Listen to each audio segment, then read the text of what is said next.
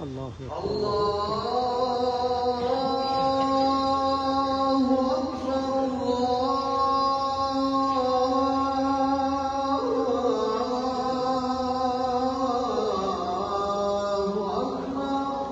اکبر اللہ اکبر.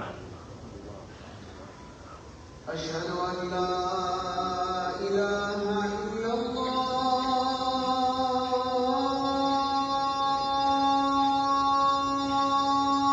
اشہد ان لا الہ الا اللہ.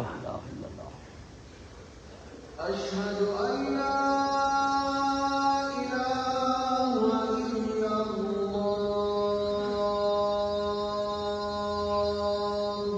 اشہد ان لا الہ الا اللہ. اشہد ان محمد رسول اللہ.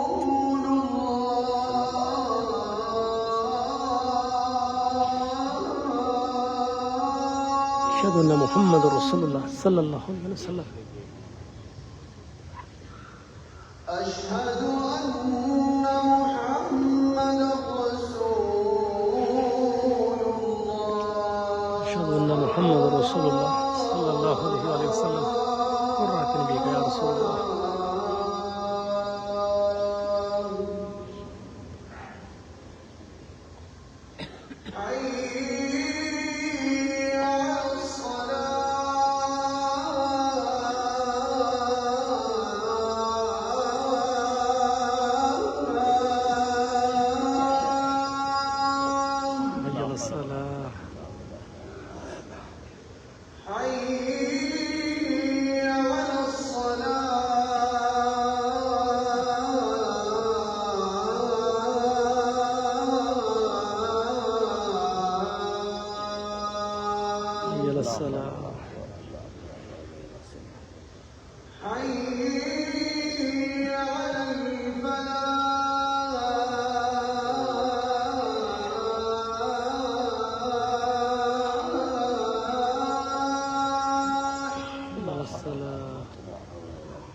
حي على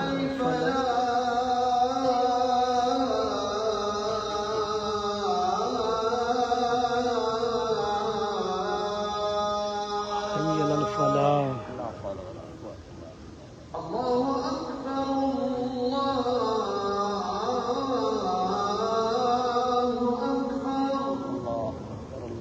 لا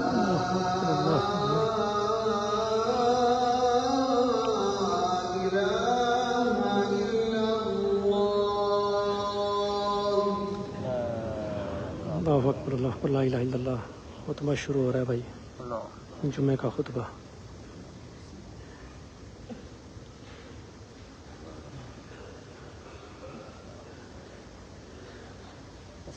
إن الحمد لله والأمور محدثاتها وكل بدعة ضلالة وكل ضلالة في النار.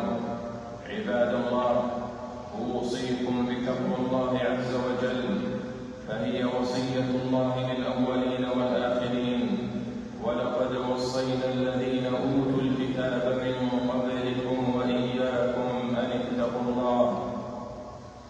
ثم اعلموا أن طاعة الله خير مغنم ومكسب، ورضاه خير ربح ومطلب. والجنة كفت بالمكاره وكفت النار بالشهوات، وإنما توفون أجوركم يوم القيامة. فمن زحزح عن النار وأدخل الجنة فقد فاز. معاشر المسلمين، إن الله قد أكرمكم ببلوغ هذا الشهر المبارك، وهو فرصة عظيمة لمن يريد أن يتدارك، وميدان للسعي إلى التوبة قبل انقضاء الأعمال وفوات الأوان. فالله الله في رمضان، عظموه حق تعظيمه، وصوموه حق صيامه، وصونوه عن كل ما ينقص أجره، واغتنموا ساعاته ولياليه. عباد الله، رمضان شهر كريم وموسم عظيم، ينفح بالبركات والعطاء، ويعم بالخير والسخاء. يتنافس الناس فيه في الخير، ويتسابقون إلى الطاعة. أبواب الرحمة فيه مفتوحة والأجر فيه مضاعف. رمضان شهر عبادة وتوبة، شهر تقرب وأوبة، شهر جد واجتهاد ومثابرة وجهاد للنفس. رمضان شهر توبة ورجوع وإخلاص وخشوع وسجود وركوع، شهر صيام وقيام، شهر بر وإحسان وتلاوة للقرآن. وقد كان النبي صلى الله عليه وسلم يبشر أصحابه بمقدمه فيقول: أتاكم رمضان شهر مبارك فرض الله عز وجل عليكم صياما، تفتح فيه أبواب الجنة وتغلق فيه أبواب الجحيم وتغل فيه مردة الشياطين. لله فيه ليلة خير من 1000 شهر، من حرم خيرها فقد حرم. رواه النسائي وأحمد. معاشر الصائمين، إنكم في أيام عظيمة وأوقات فاضلة، فلا تضيعوها بل اغتنموها فيما يقربكم إلى الله. اغتنموها في الفرائض والسنن والنوافل، في الصلاة والصيام وقراءة القرآن، في الذكر والتسبيح والتهليل والصلاة والسلام على رسول الله. اغتنموها في التوبة والاستغفار، في الدعاء والابتهال والتضرع إلى الله الواحد القهار. اغتنموها في الصدقات وإطعام المساكين وإفطار الصائمين. اغتنموها في صلة الرحم وأعمال البر. عباد الله، طرق الخيرات كثيرة وأبوابها مفتوحة، فخذوا عباد الله من كل طاعة بنصيب، واقدروا هذا الشهر حق قدره، وعظموه كما عظمه الله واحترموه، واستغلوه بطاعة الله عز وجل، واحذروا أن يمر عليكم منه وقت لا يكتب لكم فيه أجر ولا يرفع لكم فيه ذكر. وإياكم والغفلة، فإنها مصيبة تفوت على الإنسان مواسم الخير، وتضيع عمره، وتبدد وقته، وتهدر طاقته، وتميت قلبه، وتحجب عنه كل خير مرغوب، وتمنعه من كل مطلوب. عن ابن مسعود رضي الله عنه قال: قال رسول الله صلى الله عليه وسلم: لا تزول قدم عبد يوم القيامة حتى يسأل عن عمره فيما أفناه وعن شبابه فيما أبلاه. رواه الترمذي. فسارعوا رحمكم الله إلى الطاعات، واستبقوا الخيرات، وبادروا بالقربات قبل أن يطوى بساط العمل. فلا يدري أحدكم هل ستتكرر له الفرصة في رمضان القادم، وهل في العمر من فسحة. فبادروا بالأعمال، وليكن لسان الحال: وعجلت إليك رب لترضى. فمن تقرب إلى الله شبرا تقرب إليه ذراعا، ومن تقرب إليه ذراعا تقرب منه باعا، ومن أتاه يمشي أتى إليه هرولا. أعوذ بالله من الشيطان الرجيم.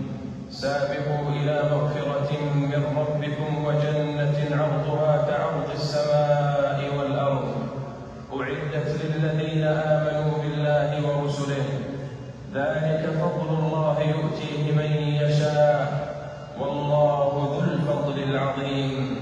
بارك الله لي ولكم في القرآن الكريم، ونفعني وإياكم بما فيه من الآيات والذكر الحكيم.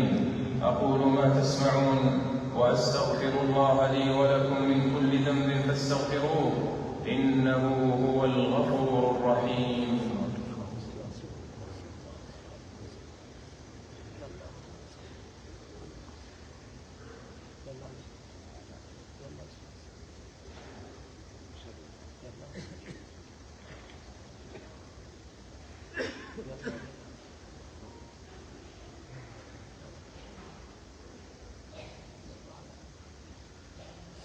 الحمد لله الذي هدانا للإيمان وبلغنا بفضله شهر رمضان وآنس بطاعته وذكره وحشة القلب والجنان، وفضل بعض الأزمان والأوقات وخصها بأنواع القرب والطاعات. أشهد أن لا إله إلا الله وحده لا شريك له تعظيما وتبجيلا، وأشهد أن محمدا عبده ورسوله وكفى به إماما ودليلا، صلى الله عليه وعلى آله وصحبه وسلم تسليما كثيرا. أيها الناس، الأعمال الصالحة هي وسيلة للتقرب إلى الله، فاحرصوا على قبولها كحرصكم على أدائها، فكم من عمل قد ضاع سدى، وكم من جهد ذهب هباء، وإنما يتقبل الله من المتقين. عن عائشة رضي الله عنها قالت: سألت رسول الله صلى الله عليه وسلم عن هذه الآية: والذين يؤتون ما آتوا وقلوبهم وجلة أنهم إلى ربهم راجعون. قالت: أهم الذين يشربون الخمر ويسرقون؟ فقال رسول الله صلى الله عليه وسلم: لا يا ابنة الصديق، ولكنهم الذين يصومون ويصلون ويتصدقون وهم يخافون أن لا تقبل منهم. رواه الترمذي. وقبول العمل عباد الله إنما يكون بحسن أدائه وباتباع السنة. فعن عائشة رضي الله عنها أن رسول الله صلى الله عليه وسلم قال: من عمل عملا ليس عليه أمرنا فهو رد. رواه مسلم. فراقبوا الله في أعمالكم، فإن الله لا ينظر إلى صوركم ولا إلى أجسامكم، ولكن ينظر إلى قلوبكم وأعمالكم. ورب صائم ليس له من صيامه إلا العطش والجوع والنصب، ورب قائم ليس له من قيامه إلا السهر والتعب. عباد الله، إن من علامات قبول الأعمال تغير الأحوال إلى أحسن حال، والاستقامة على صالح الأعمال، والتوبة إلى الله عز وجل. فأروا الله من أنفسكم خيرا وأقرضوا الله قرضا حسنا، وما تقدموا لأنفسكم من خير تجدوه عند الله هو خيرا وأعظم أجرا. واستغفروا الله إن الله غفور رحيم. اللهم وفقنا لما تحب وترضى، وتقبل منا الأعمال، واجعلنا من الذين يستمعون القول فيتبعون أحسنه. أولئك الذين هداهم الله وأولئك هم أولو الألباب. اللهم استعملنا في طاعتك، ووفقنا لاستغلال الأوقات في عبادتك، وبارك لنا في العمر، ومتعنا بالصحة والعافية يا رب العالمين. اللهم إنك عفو تحب العفو فاعف عنا. اللهم إنك عفو تحب العفو فاعف عنا.